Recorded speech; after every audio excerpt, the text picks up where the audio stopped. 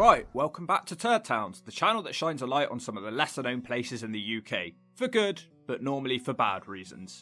It's interesting shining a light on some of these holiday hotspots, as the average tourist doesn't usually get to see the grim parts on their holiday. Also, lots of English refuse to go on holiday in their own country now, and many seaside towns are looking a far cry from their Victorian heydays when people did used to vacation in the UK. This week we decided to head to Dorset, which is supposed to be a pretty nice county. And yeah, it was nice, but we still managed to scrape together 6 turd towns for your viewing pleasure. Just to make it clear, I know there's a lot worse places in the UK than the towns we're going to show today, but this is a series we're doing and these are the worst places in Dorset. Unfortunately, our aerial photography was limited today as an airport was in close proximity to 3 of the towns we filmed at. Just stick with us, and don't forget to hit like and subscribe to help Turd Towns thrive. Here are the 6 biggest turd towns of Dorset. Number 6, Poole. We start today's list with Poole, which is a large town with over 150,000 individuals. Data is a bit difficult because there's essentially a load of towns completely joined together on the south coast. I spent a lot of time in Poole when I was younger and it hasn't really changed that much. First, I'm going to say that Poole does contain the area called Sandbanks, which is famous for being one of the most affluent places in the UK. A lot of famous people live here, and I doubt they say they live in Poole when you ask them. Of course, they say they live in Sandbanks. That's the positives out the way, let's get onto some negatives. Poole Shopping Centre hasn't changed since the 60s, it has to be one of the ugliest shopping centres still in existence. This thing looks like you'd catch tetanus if you rubbed up against it. On top of that, there's just nothing here that you could possibly want. The shopping area just goes on forever, but if you don't want a coffee, there's no reason to be here. Every 20 minutes, a giant barrier crashes down in the middle of the street as trains fly through and you have to walk over this tiny bridge which just isn't fit for purpose. Come on, move out the way, I just want to go home. Despite some of the grimy housing estates that exist in Poole, it somehow manages to have a crime rate of only just over the Dorset average of 62 in 1,000. This leads me to believe that the Dorset police must be underreporting, because if you wander off the main streets, this town is a hellhole. Look, you're not going to get stabbed just for walking down the high street in Poole, but statistically its crime is the 4th worst in Dorset. And this place does have some really grim parts to go along with its really posh parts, and the town centre is rubbish. The people who live here would agree too, as it was voted the 32nd worst place to live in the UK this year. After a heavy night drinking, you might have had a good night at points, but ultimately, you'll be left in a pool of your own vomit. I guess that's why they call it Poole. Number 5, Portland Island. Portland Island is a small nugget-like turd hanging off the arse of Weymouth with a population of 13,500. For some reason, people come on holiday here, and for the life of me, I just can't think why. Most of the island isn't near any beaches, it's steep cliffs everywhere, there isn't much to do, and if you get bad weather you really are in one of the dreariest places in the UK. On a sunny day like today, it looks alright as you've got Chesil Beach, which is the longest stretch of beach in the UK. But be prepared to sit on hard bulky stones, no sand here. There are a number of different towns and villages on the island of Portland, but you won't see much improvement and they're all pretty much the same. The main place on the island is Fortuneswell, and this is a good time to say it. Why does everywhere that Turdtowns visits have to be the most inconvenient of places? This one's located up a steep hill. It looks like a run-down fishing village, and it apparently has a high street. I visited, and it has to be the most miserable excuse for a high street I've ever seen. Fortuneswell also has a docks area where they're planning on housing a barge full of immigrants. I'm sure they'll take one look at Portland and want to leave.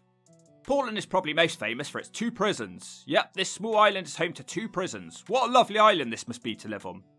Nothing to do, people being held on barges, no shops and 2 prisons.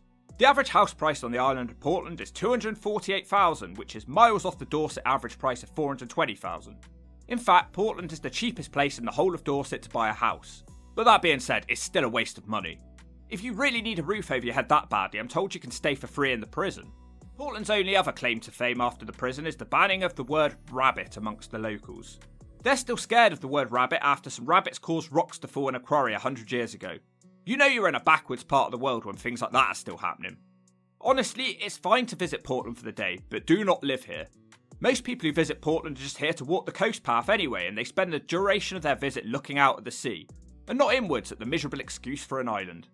But I think these tourists are making a mistake, because if they did indeed look inwards, they could find true happiness by looking down on people less fortunate than them. Number 4, Hamworthy. What a weird village we have here. It really is a tale of 2 turds. But first, Hamworthy has a population of 14,000 and it's just a hop over the bridge from Poole. A suburb, but it is its own village, and therefore I've included it today. As I first entered Hamworthy, I overheard two of the locals talking about stabbing man up. I thought this was unusual for quiet peninsula in Dorset, but I would soon find out that all the people from Hamworthy speak like this. Presumably they were all born in Brixton but hit their heads and woke up here, and now they think they're half roadmen, half farmers. So what do you get with Hamworthy? It's essentially two different areas separated by a station. Welcome to Turlin Moor, or as I like to call it, Turdin Moor. A place where the residents are so tired of their own existence that they build bombs in their living rooms. A place where children are so bored that they spend their days climbing across roofs like Victorian chimney sweeps. A place where the teenagers ride their dirt bikes here, there and everywhere. A place where the people are so depressed at their own vile houses that they set fire to them and the piece de resistance. A place where the bus services have to stop coming here at months at a time because feral youths throw eggs and bricks through the windscreens. And everything I just said is sadly true. But the other half of this story is a slightly better area over the other side of the station. To steal an American term, I guess Turdin Moor really is a place which is the wrong side of the tracks. The other part of Hamworthy is slightly better. There's still nothing here, it's incredibly bland. One shop. There's actually more bridges out of the place than there is shops. But even on this side of the tracks it has its problems. This month a police officer was viciously attacked by a Hamworthy resident. In the media, one local described Hamworthy as the most diabolical place to have people living. The worst place you could live. I'm moving. It must make it even tougher for the residents of the nice part of Hamworthy. I genuinely really like this road here and the designs of the houses on them. These people must be the high society people of Hamworthy, but it doesn't stop them from living next to a swamp. It's not quite Sandbanks, is it? It's still pretty expensive in Hamworthy too, with an average house price of $387,000. This does lead me to believe that Turdin Moor residents have not dragged the house prices down, because they didn't own their houses in the first place, the council did. Hamworthy makes the list for the majority of the place being a dump, and the place has no style or character and I hate it. Number 3, Bournemouth. Bournemouth is the largest place on this list and is a pretty famous tourist destination on the south coast. It's also attached to Poole, so it just feels like a giant city here. The population of Bournemouth is around 200,000 people. At a first glance, Bournemouth is pretty nice, but wow has this place gone downhill. Several of the poorest estates in Dorset like West Howe and Springbourne are located here. Walking around here, the town feels like a lot of migration has happened, but if I remember rightly there is a lot of language schools based in Bournemouth, so I'm guessing most of these people here are just here to be educated. Bournemouth used to be the place to go for your shopping needs on the south coast, but wow. This main street is dying. What a mess. I doubt anyone would ever want to come here now. What they do come here for though is the beach. A beach that regularly features in the top 25 best beaches in Europe. It is fine, but I think people need to explore a bit more. Many of the beaches in Cornwall have it beat in my opinion. And one of the reasons I don't like it in Bournemouth so much is just how crowded this place gets. During the virus, people flocked here and are packed onto the beach like sardines. Not pleasant.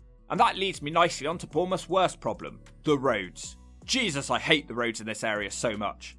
I was here on a weekday and it still took me forever to get anywhere. The roads are terrible, they just aren't cut out to handle this much traffic. Anyone who's been here on a hot day will definitely agree with me. I do a lot of driving for this job and I've never been as tired as I was the day I drove around Bournemouth. Bournemouth was the only other place on today's list to be voted as one of the worst places to live in the UK. It finished 9th, which is pretty damning. Despite that, I think it could be okay here if they sorted out the derelict shops, found a way to calm the summer traffic, had more police available to deal with the high crime, and have everyone who lives here have a personality transplant. But we don't always get what we want. I think half the problem is people have a romantic image of how Bournemouth used to be. I'm guilty of that too. But like most supposed romantic things, you'll be left sad, unsatisfied, poor and tired if you visit Bournemouth. Number 2, Weymouth. Another pretty famous place, but it's mostly for the wrong reasons lately. But first, Weymouth is a large town of 40,000 people about 40 miles west of Bournemouth.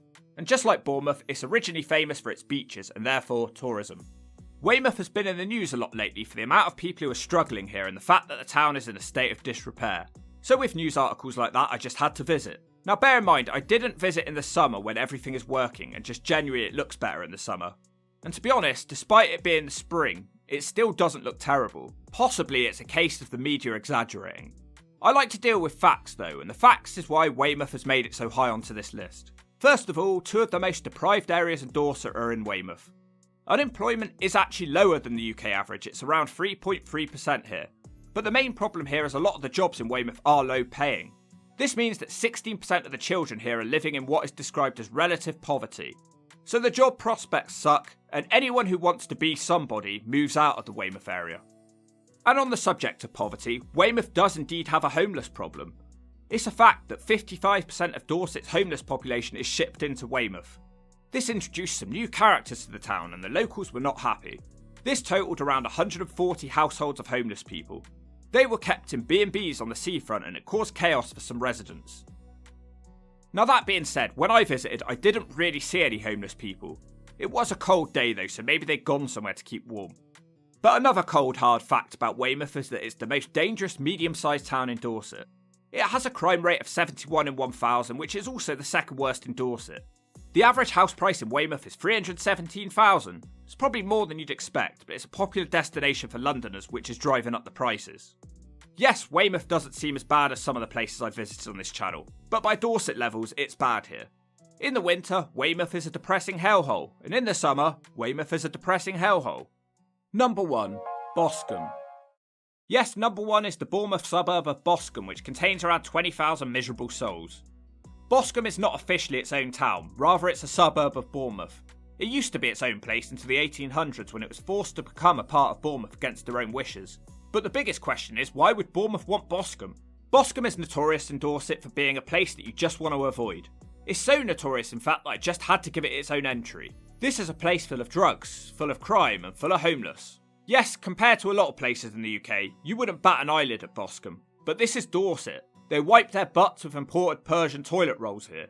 But some people are so desperate to be near a beach and feel like the other special rich people that live here that they choose to live in Boscombe with an average house price of $328,000. It's not worth it because you will always feel looked down on if you lived here. Imagine meeting your girlfriend's in-laws for the first time and telling them that you live in Boscombe. Far from raising eyebrows, they'd probably ask you to leave on the spot. I can't provide any individual crime figures as Boscombe is a part of Bournemouth, but from the looks of it, Boscombe alone contributes to about half of Bournemouth's crimes.